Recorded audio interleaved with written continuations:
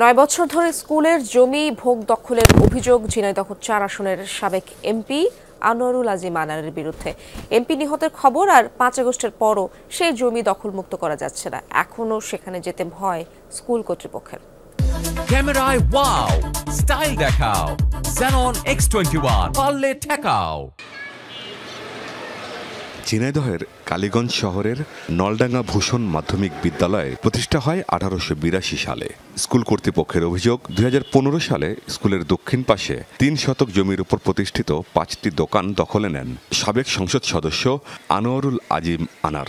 স্কুলের মালিকানাধীন সব দোকান থেকে ভাড়া তুলে ভোগ করত এমপির অনুসারীরা।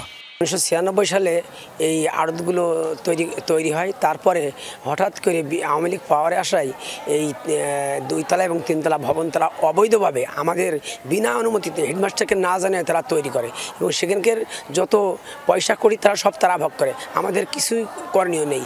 ক্ষমতার দাপটে অনেক কিছু হয়ে যায়, তো সেখানে যারা ভিকটিম তারা অসহায়, যার কারণে অনেক সময় অনেক কিছু করতে পারে না। প্রথমে জায়গা দিয়েছিল, এখন রানিং অবস্থায় ভাড়া দেওয়া হয়। আমার ছোট ছোট 3টে ছেলেপিলে, এমপি সাহেব বলল আমরা তোমার পাশে থাকলাম, তুমি হোটেল চালাও ছেলেপিলে নিয়ে।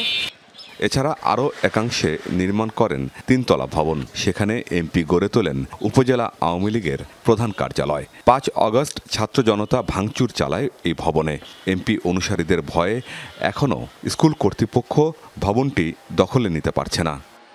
সাবেক এমপি মহোদয় সহ তার লোকজন এবং সেখানে তাদের দলীয় অফিস করেছেন। তো যখন ওই ঘর করেন তখন আমরা স্কুলের পক্ষ থেকে আমরা নিষেধ করেছি, কিন্তু আমাদের কথাই কোনো কর্ণপাত করা হয়নি এবং আমাদেরও ওই রকম বাধা দেওয়ার সক্ষমতাও ছিল না।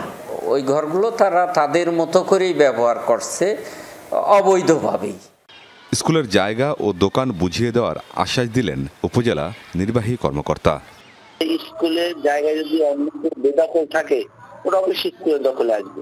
এই স্কুলের জায়গা অবশ্যই স্কুলে এসে আসবে, কারণ এটা করার জন্য অবৈধ উচ্ছেদ থাকলে আমরা অবশ্যই আইনানুগ ব্যবস্থা নেব। মোট 21টি দোকান রয়েছে বিদ্যালয়ের জমিতে। এই দোকানগুলো নতুন করে বন্দোবস্ত এবং ভাড়া নির্ধারণ করতে চায় স্কুল ম্যানেজিং কমিটি।